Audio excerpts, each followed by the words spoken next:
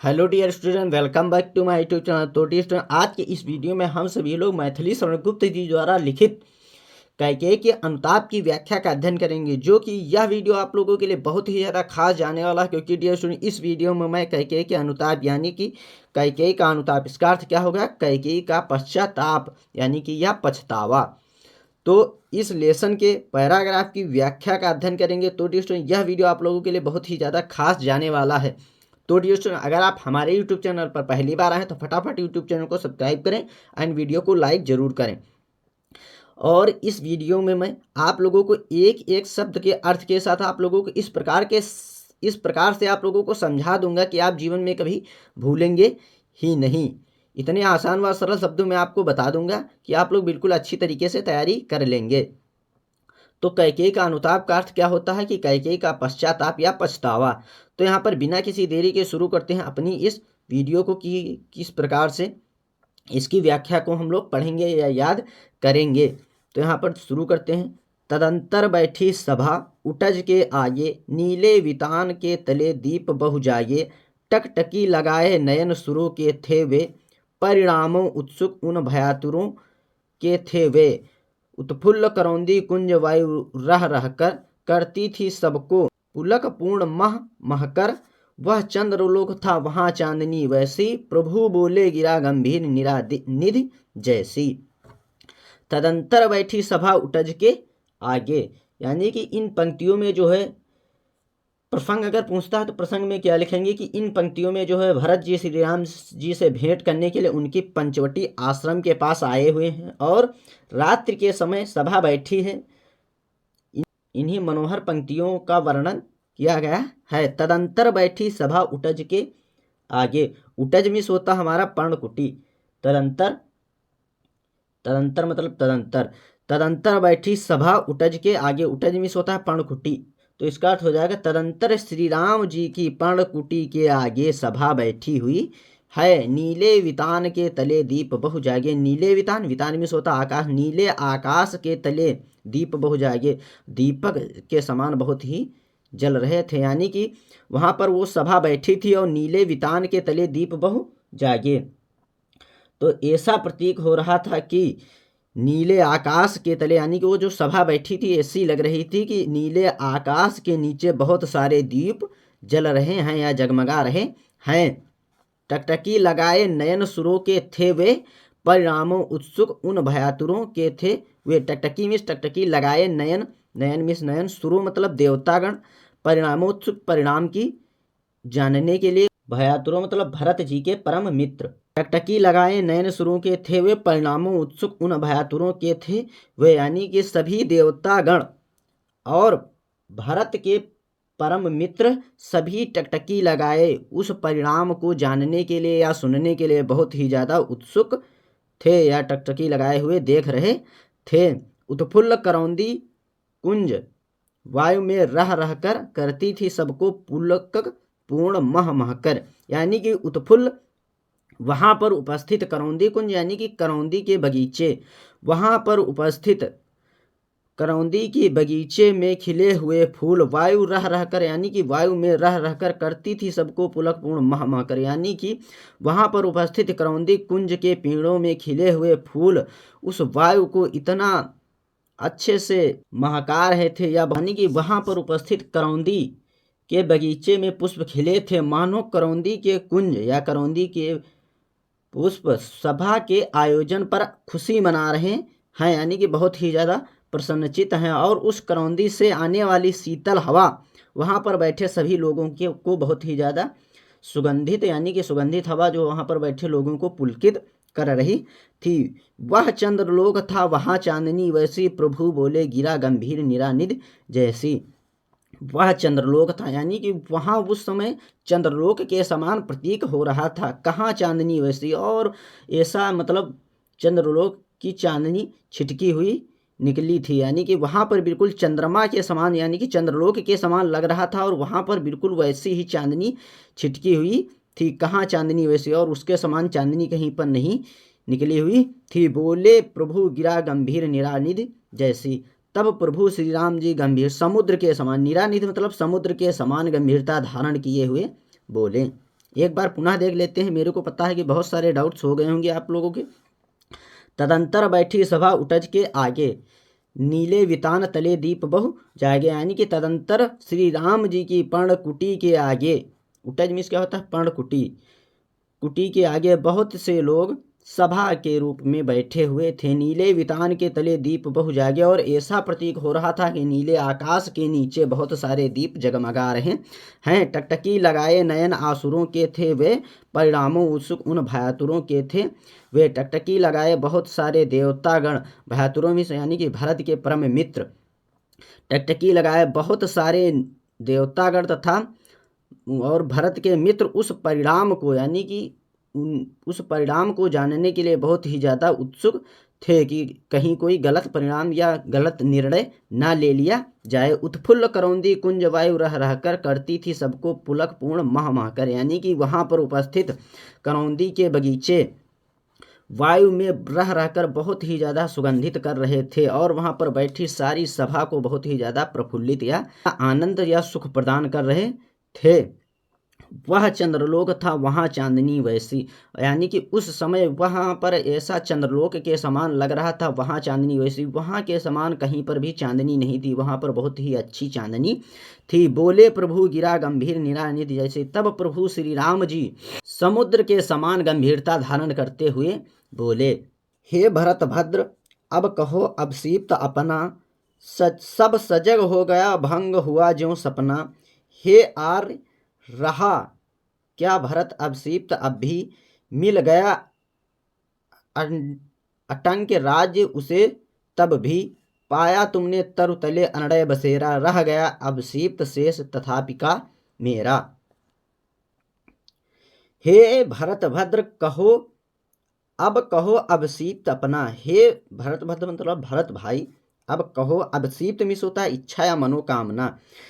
प्रभु श्री राम जी गंभीरता धारण करते हुए कहते हैं कि हे भरत भद्र, अब कहो अब सीप्त अपना। कहते हैं कि हे भरत भाई, अब बताओ आपकी कौन सी मनोकामना रह गई है।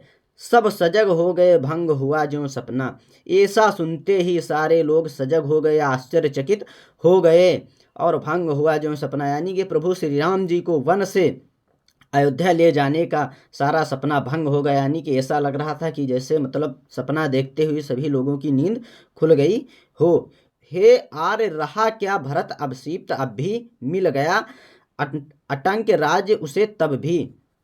इसके बाद भरत जी जो है कहते हैं कि हे भाई, अब भी क्या मेरी कोई इच्छा रह गई है। मिल कंट मतलब होता है बाधा रहित, मिल गया अटंक राज्य उसे तब भी। और कहते हैं कि जिसे बाधा रहित राज्य मिल गया उसे अब भी क्या कोई इच्छा रह गई है। पाया तुमने तरु तले अनड़य बसेरा। तरु तले मतलब वृक्ष के नीचे, अनड़य बसेरा मतलब पाया तुमने तरु तले अनड़य बसेरा। और तुमने तो वृक्ष के नीचे, मुझे तो अकंटक यानी कि बाधा रहित राज्य मिल गया, और तुमने तो वृक्षों के नीचे अनड़य बसेरा पाया है, आपको मिला है। रह गया अब सीप्त शेष तथापिका मेरा। और कहते हैं कि हे भाई, अब आप ही बताइए कि मेरी कौन सी इच्छा शेष तथापि मिस रह गई है। यानी कि मेरी कौन सी मनोकामना या इच्छा रह गई है। तन तड़प तड़प कर तप्त तात ने त्यागा। और कहते हैं कि तन तड़प तड़प कर तात मिस होता है पिता, तड़प तड़प कर यानी कि दुख से तड़प तड़प कर, तप्त मिस होता है दुख से तड़प तड़प कर पिताजी ने अपने शरीर को त्याग दिया। क्या रहा अब सीप्त और तथापि अभागा क्या। और कहते हैं कि हे भाई, क्या अब भी इस अभागे की कोई इच्छा शेष रह गई है। इसके बाद कहते हैं, एक बार पुनः देख लेते हैं इसको। हे भरत भद्र, अब कहो अब सीप्त अपना। यानी कि प्रभु श्री राम जी भरत से कहते हैं कि हे भाई, बता दीजिए आपकी कौन सी इच्छा शेष रह गई है या कौन सी इच्छा है। सब सजग हो गए भंग हुआ जो सपना। और सारे के सारे लोग मतलब ऐसा श्री राम जी से सुनते ही सारे लोग आश्चर्यचकित हो गए और भंग हो गया सपना, और सभी का श्री राम जी को अयोध्या ले जाने का सपना भंग हो गया। यानी कि ऐसा प्रतीक हो रहा था कि जैसे नींद में देख रहे सपना देखते ही आंखें खुल गई हो। आर्य रह क्या भरत अब सीप्त अब भी। इसके बाद भरत जी श्री राम जी से कहते हैं कि हे भाई, अब आप ही बता दीजिए कि कौन सी हमारी इच्छा रह गई है। मिल गया अकंटक राज्य उसे जब तब भी। और कहते हैं कि मुझे तो बाधा रहित राज्य भी मिल गया, अब आप ही बता दी कि मेरी कौन सी इच्छा रह गई है। पाया तुमने तरुतले अनड़े बसेरा, और मुझे तो अकंटक राज्य मिल गया यानी कि बाधा रहित राज्य मिल गया, और आपने तो वृक्षों के नीचे कुटिया बनाकर अनड़े बसेरा पाया है। रह गया अवसिप्त शेष तथापि का मेरा, अब आप ही बता दिए कि मेरी कौन सी इच्छा शेष रह गई है। तड़प तड़प कर तप्त तात ने त्यागा, यानी कि दुख से परिपूर्ण रहकर ही तड़प तड़प कर पिताजी ने अपने प्राणों को त्याग दिया। रहा क्या रहा अवसिप्त और तथापि अभागा, क्या अब भी इस अभागे की कोई भी इच्छा शेष रह गई है या मनोकामना रह गई है। हाँ, इसी अयस के हेतु जनन था मेरा, निज जननी के हाथ हन था मेरा। अब कौन अवसिप्त और आर्य, वह किसका संसार नष्ट है भ्रष्ट हुआ घर जिसका, मैंने तुमसे ही आज स्वयं मुंह फेरा। हे आर्य बता दो तुम ही अवसिप्त मेरा। हाँ, इसी अयस मतलब अपयस या कलंक, ठीक। हाँ, इसी कलंक के हेतु जनन हुआ था मेरा, यानी कि इसी कलंक के लिए ही मेरा जन्म हुआ था। निज जननी के हाथ हनन था मेरा, हनन मिस होता है हानि या दुख, जननी मिस होता है माता, निज मिस अपनी या स्वयं। स्वयं अपनी माता के हाथों ही मुझे दुख मिला है, मेरा मतलब बहुत ही ज़्यादा मेरे को दुख मिला है। अब कौन अवसिप्त और आर्य, वह किसका। हे भाई, आप ही बता दीजिए कि मेरी कौन सी इच्छा शेष रह गई या कौन सी मनोकामना रह गई है। संसार नष्ट है भ्रष्ट हुआ घर जिसका, और संसार के यानी कि यह जो मेरा घर ही सब कुछ था या संसार था, वह घर ही अब नष्ट हो गया है, यानी कि संसार नष्ट है भ्रष्ट हुआ घर जिसका। और यह जो संसार के समान मेरा घर था वह ही जब नष्ट हो गया, मुझसे मैंने स्वयं आज स्वयं मुंह फेरा, मुझसे मैंने ही आज स्वयं मुंह फेरा। मुझे तो अपने आप खुद पर इतनी शर्मिंदा होती है या खुद से मैंने स्वयं मुंह फेर लिया है। हे आर्य बता दो तुम ही अवसिप्त मेरा। और कहते हैं कि हे भाई, अब आप ही बता दीजिए कि मेरी कौन सी इच्छा रह गई है। एक बार पुनः देख लेते हैं। हाँ, इसी आयस मतलब कलंक के हेतु जनन था मेरा। हाँ मिस क्या मेरा जन्म इसी कलंक के लिए हुआ था। निज जननी के हाथ ही हनन था मेरा, निज मतलब स्वयं, जननी मिस माता के हाथ, हनन मिस हान या दुख। क्या मुझे इसी दुख के कारण, यानी कि मुझे तो अपनी स्वयं माता के कारण या माँ के कारण ही हनन, हाथों ही हनन होना था, यानी कि दुख मिलना था। अब कौन अवसिप्त और आर्य, वह किसका। अब भाई आप ही बता दीजिए अवसिप्त मिस इच्छा या मनोकामना अब कौन रह गई है, यानी कि अब आप ही बता दीजिए कि मेरी कौन सी इच्छा या मनोकामना या चाह रह गई है। संसार नष्ट है भ्रष्ट हुआ घर जिसका। और कहते हैं कि जिस व्यक्ति का घर और संसार सब कुछ नष्ट हो गया हो, अब उसकी कौन सी इच्छा शेष रह गई है। और कहते हैं कि जिस भाई का घर संसार सब कुछ नष्ट हो गया हो, अब उसकी कौन सी इच्छा शेष रह गई है। मुझसे मैंने ही आज स्वयं मुंह फेरा, हे आर्य बता दो तुम ही अवसिप्त मेरा। और कहते हैं कि आज मुझे खुद से इतनी नफरत होने लगी है या खुद से ही मैंने स्वयं मुंह फेर लिया है। और कहते हैं कि हे आर्य बता दो तुम ही अवसिप्त मेरा। और कहते हैं कि हे भाई, अब आप ही बता दीजिए कि मेरी कौन सी इच्छा या मनोकामना शेष रह गई है। इसके बाद प्रभु ने भाई को पकड़ हृदय पर खींचा, रोदन जल से सा विनोद उन्हें फिर सींचा। उनके आयस की थाह मिलेगी किसको जनकर जननी ही जान न पाई जिसको। भरत के इन वचनों को सुनकर प्रभु श्री राम जी गदगद होकर उन्हें खींचकर अपने हृदय से लगा लिया और अपने आंसू को बरसाते हुए कहते हैं, आप प्रसन्न होकर प्रभु ने भाई को पकड़ हृदय पर खींचा, यानी कि उनके प्रभु यानी कि भरत जी के इन वचनों को सुनकर प्रभु श्री राम जी ने आंसुओं के साथ खुशी मनाते हुए हृदय से लगा लिया। रोदन जल से सा विनोद उन्हें फिर सींचा, यानी कि आंखों में आंसू आते हुए भी खुशी के साथ उन्होंने उन्हें हृदय से लगा लिया। उनके आयस की थाह मिलेगी किसको, जनकर जननी ही जान न पाई जिसको। और कहा कि जिसके उच्च भावों की गहराई का अनुमान स्वयं जन्म देने वाली माता ही नहीं लगा पाई, उनके हृदय की थाह किसी दूसरे को कैसे मिल सकती है। उनके आयस की थाह मिलेगी किसको, जनकर जननी ही जान न पाई जिसको, यानी कि जन्म देने वाली माता ही जब उस व्यक्ति को या उस मेरे भाई को ही नहीं जान पाई तो उनके आयस की थाह और किसको मिल सकती है, हृदय की था को कौन जान सकता है। उम्मीद करता हूँ डियर स्टूडेंट कि आपको ये वीडियो पसंद आई होगी। तो कमेंट करके जरूर बताएं कि वीडियो कैसा लगा। अगर आपने अभी तक हमारे यूट्यूब चैनल को सब्सक्राइब नहीं किया तो प्लीज़ यार यूट्यूब चैनल को सब्सक्राइब करें, वीडियो को लाइक करें, कमेंट करें एंड बेल आइकन को दबाना बिल्कुल भी ना भूलें, जिससे मैं जो भी वीडियो अपलोड करूँ वो डायरेक्टली सबसे पहले आप तक जरूर पहुँचे। धन्यवाद।